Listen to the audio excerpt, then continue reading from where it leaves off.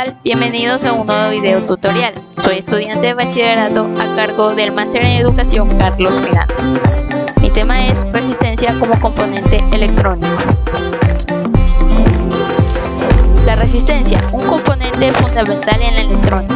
La resistencia es un componente imprescindible en un circuito eléctrico. Está fabricada por carbón u otros materiales, resistente a la electricidad, que actúan como obstáculo cuando pasa la corriente eléctrica. Es decir, se opone al paso de la corriente para que el sistema eléctrico no sufra sobrecargas. ¿Para qué sirve?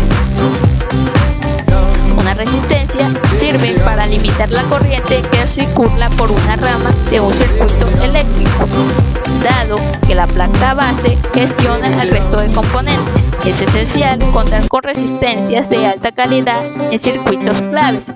Alguno de estos se encarga de la llegada de la corriente desde la placa base al procesador o al arranque. Partes de una resistencia: primera banda, segunda banda, multiplicador, tolerancia. ¿Cómo funciona este componente? Control de corriente. La resistencia limita la cantidad de corriente que fluye a través de un circuito. División de voltaje. La resistencia se utiliza para dividir un voltaje en dos o más partes. Protección. La resistencia se utiliza para proteger componentes eléctricos de una sobretensión o sobrecorrientes. Tipos de resistencias. Resistencias fijas. Las resistencias fijas son componentes electrónicos que tienen un valor de resistencia constante y no pueden ser ajustados. Resistencias variables. Las resistencias variables son componentes electrónicos que permiten ajustar su valor de resistencia. Característica de una resistencia. Valor de la resistencia.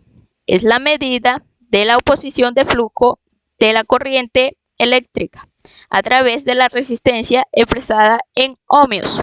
Potencia nominal.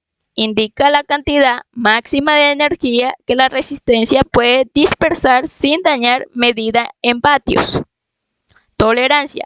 Es el rango de variación posible en el valor de la resistencia, expresado como un porcentaje de valor nominal. Aplicaciones de las resistencias.